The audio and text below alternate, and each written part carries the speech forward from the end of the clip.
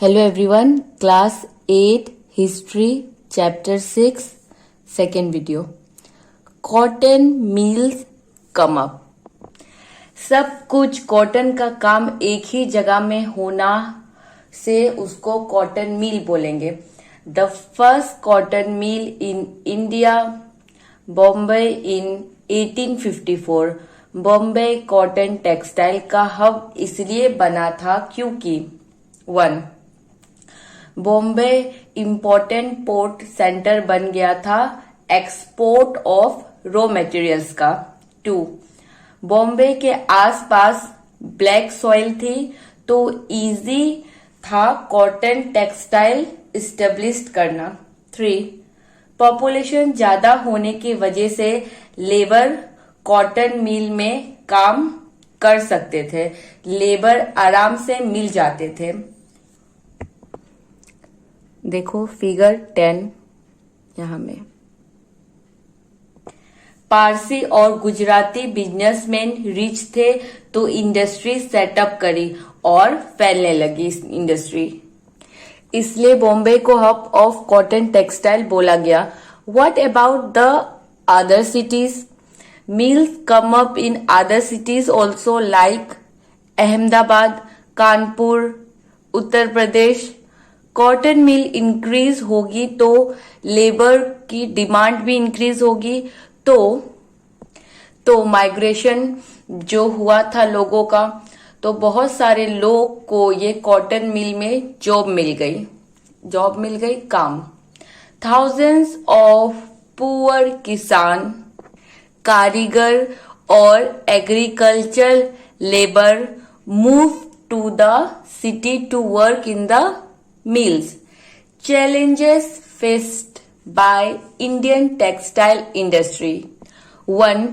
Britain import कर रही थी cheap textile in the sense India से थोड़ा कम दाम में. जैसे इंडिया में 200 का कपड़ा सेल हो रहा है तो ब्रिटेन टेक्सटाइल का 170 में. इस टाइप का. तो इस चीज को हमारी इंडियन टेक्सटाइल बराबरी नहीं कर पा रही थी. ब्रिटेन से टेक्सटाइल इंडिया में आ रही थी, वो लोकल इंडस्ट्रीज को प्रोटेक्शन नहीं देंगे क्योंकि सब चाहेंगे ना कि हम खुद का हमारा इंडस्ट्री का कपड़ा बिके, और लोकल इंडस्ट्री को बहुत इसलिए चैलेंजेस फेस करना पड़ा. लेकिन फिर सिचुएशन चेंज भी हुई फर्स्ट वर्ल्ड वॉर के बाद. हाउ? फर्स्ट वर्ल्ड वॉर के टाइम अंग्रेज कपड़ा नहीं बना रहे थे. अब अंग्रेज लोग वॉर में बिजी हो गए. अब इंडिया के इंडस्ट्रीज अंग्रेजों के नीड्स को पूरा कर रही थी. 4. Iron smelters, iron steel industry. The source of Tipu Sultan and Urus steel. Tipu Sultan who ruled Mysore till 1799. फिर हार के बाद टीपू सुल्तान का जो तलवार को संभाल के रखा गया, ये फिगर 11 वाला, इसको संभाल करके रखा गया. ब्रिटिशर ये तलवार इंडिया से इंग्लैंड ले गए क्योंकि बहुत अच्छी क्वालिटी का था. अच्छी स्टील से बना हुआ था. तो अब ये इंग्लैंड के म्यूजियम में रखा है. क्वालिटी अच्छी है इसलिए. इतनी अच्छी तलवार है कि अगर कोई सैनिक कोई ऐसे सुरक्षा के लिए कुछ पहनता है तो उसके आर पार भी हो सकती है तलवार. इतनी अच्छी थी. हाई कार्बन स्टील से बनी है. उनका नाम था उर्ज. फ्रेंचेस बुजेलन मैसूर टूर करने गए थे और देखा कि, तो फ्रेंचेस बुजेलन टूर करने गए थे कहा? मैसूर. और उन्होंने देखा कि उस स्टील कैसे बनता है. उसका अकाउंट हमें दिया है, प्रॉपर लिख के दिया है. फर्नेसेस मीन्स एक भट्टी टाइप का होता है. चारकोल के साथ आयरन ओर को मिलाया जाता है. छोटे छोटे क्ले पोट्स में डालते हैं आयरन ओर और चारकोल को. बहुत ध्यान से टेम्परेचर को कंट्रोल किया जाता था कि किस लेवल पे हाई होगा, किस लेवल पे लो। फिर स्टील के इंगेट्स बनाए जाते थे, सिलिया, ठीक है, उससे वुड स्टील प्रोड्यूस होता है। ये एक ऐसा वर्जन हो, जैसे कन्नड़ का वर्ड हो गया उक्कू, फिर उरुक्कू बोल दिया। ये सब का मीनिंग अलग अलग जगह में यही मीनिंग है, इसका मीनिंग स्टील ही होता है, लेकिन अंग्रेजों ने ये सब नाम दिया। Craze for Indian woods steel, Michael Fernandes the legendary scientist and discoverer of electricity discover किया, और ये डिस्कवर किया बहुत बड़े ये साइंटिस्ट थे, ठीक है। 4 साल लग गया इन्हें पढ़ने में। प्रॉपर्टी ऑफ इंडियन वुड्स में 1818 से 1822 तक 4 साल इन्होंने स्टडी किया उस स्टील का कि कैसा है। उस स्टील को इतना मेहनत से सब प्रोसेस किया, उसका प्रोसेस ही खो दिया। रीजन क्या था? ब्रिटिश ने इंडियन को हरा दिया, अब क्यों तलवार बनाएंगे, और ब्रिटिश के पास कोई लड़ने के लिए बचा ही नहीं था फिलहाल, क्योंकि सबको हरा के रूलर बन गए थे। पहले आपने भट्टी में जो अपने खुद के में बनाते थे ऊट, तो वो क्या किए, ब्रिटिश कन्क्वेयर कर लिए इंडिया के बाद। अब तो इंडिया पे हक जमा लिया अंग्रेजों ने। अब इंग्लैंड से आयरन स्टील इंडस्ट्री है वो आ रहा है, ठीक है, वहां से आयरन स्टील आ रहा है हमारे इंडिया में, आके बेचते हैं। फिर हमारे इंडिया में बनाना बंद कर दिया। ब्रिटेन से आयरन स्टील आ रहा है, मतलब वार में जो चीज लगता है वो बनना खत्म हो गया, ठीक है। एबेंडेंड फर्नेस इन विलेजेस, तो जो भट्टी थी जिसमें वो टीपू सुल्तान वाले जो स्टील बनाते थे, वो भट्टियां ऐसे ही रह गई, ठीक है।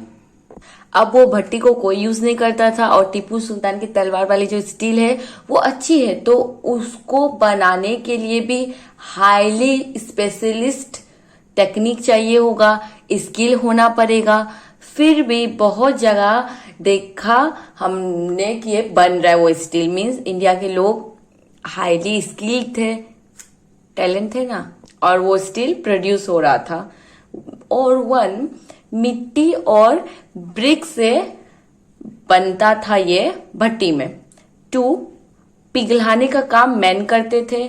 वोमेन एक पिचकारी टाइप होता है, वैसे एयर पास करती थी वो, जो ताकि चरकोल जो है ना वो कंटिन्यू जले, बुझे नहीं, वो कंटिन्यू जले, इसलिए वोमेन जो एयर पास करती थी, ठीक है, पंप टाइप, पिचकारी टाइप, ठीक है।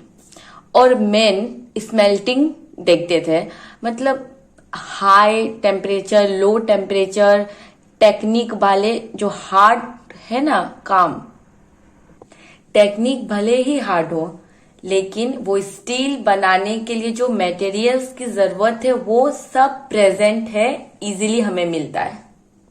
टेक्निक हार्ड है, मेहनत है, मैन वोमेन को करना पड़ता है, लेकिन वो सब चीज में जो मटेरियल्स चाहिए वो हमारे पास प्रेजेंट है। By the 19th century, the craft of iron smelting was in decline. Q1 changes in forest law, reserved forests में लोगों का जाना मना था, लेकिन कॉलोनियल गवर्नमेंट रिजर्व्ड फॉरेस्ट के प्रोडक्ट टिम्बर सब यूज करके रेलवे ट्रैक बनाती थी। 2 तो इसलिए आयरन स्मेल्टर्स को फाइन वुड कहाँ से मिलेगा? चारकोल के लिए। तो आयरन और कैसे बनाएंगे? और जो छुप करके फॉरेस्ट के अंदर जाके वुड लाते थे वो बहुत कम होता था, वो उतना यूज उन लोग नहीं कर पाते थे, मीन्स ज्यादा का जरूरत था, वो लोग जितना लाते थे उतना पूरा नहीं हो पाता था उन लोग के नीड्स को। आयरन स्मेल्टर्स भी फिनिश्ड हो गए उनका काम। बहुत सारे लोग ने क्राफ्ट छोड़ दिया और दूसरी जगह काम ढूंढने चले गए, और कुछ फॉरेस्ट एरिया में काम ढूंढने जो कुछ काम ढूंढने चल गए और कुछ फॉरेस्ट एरिया में गवर्नमेंट ना अलाउ किया था कि आयरन स्मेल्टर्स को जाने के लिए, मीन्स कुछ अलाउड था, लेकिन पे करना पड़ता था हाई टैक्स फॉरेस्ट डिपार्टमेंट को, इसलिए उनकी इनकम भी रिड्यूस हो जाती थी क्योंकि वो टैक्स बहुत हाई मांगते थे, तो इतना इन लोग दे नहीं पाते थे।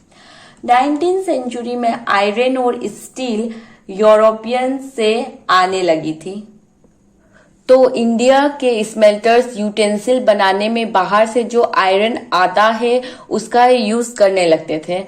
लोकल स्मेल्टर्स डिमांड कम हो गई थी क्योंकि बाहर से लोकल वाले की डिमांड कम हो गई थी, जो लोकल स्मेल्टर्स थे, क्योंकि बाहर से आयरन आने लगा था। 19वीं सेंचुरी आते आते कारीगर जो आयरन और स्टील प्रोड्यूस करते थे उनका कंपटीशन बढ़ गया और इंडस्ट्री फिनिश्ड हो गई उन लोग की। फैक्ट्री ओनर्स, फैक्ट्री के मालिक, iron and steel factories come up in India. 1904 Charles belt, American geologist, Dorabji Tata Chhattisgarh में ट्रैवल कर रहे थे, घूम रहे थे धूप में, आयरन और डिपॉजिट्स ढूंढ रहे थे।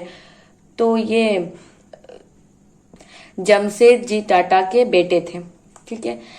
तो जमशेदजी टाटा ने ऐसा बोला कि उनकी जितनी संपत्ति है वो यूज करना चाहते थे आयरन और स्टील इंडस्ट्री लगाने में, ठीक, जिससे देश स्ट्रांग बने। तो अपने सोन को बोला, बेटे को बोला, जाओ देख के आओ कि आयरन ओर कहाँ मिल सकता है।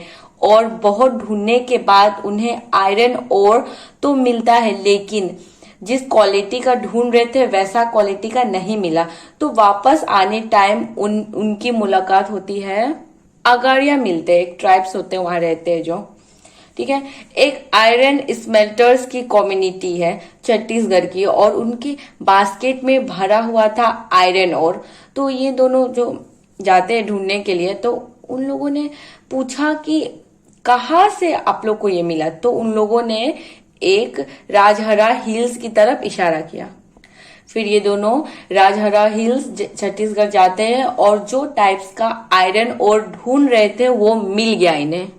जियोलॉजिस्ट जो दोरबजी टाटा से बोले, finest ore in the world, हमें अच्छी क्वालिटी का मिल गया, यही है finest ore in the world.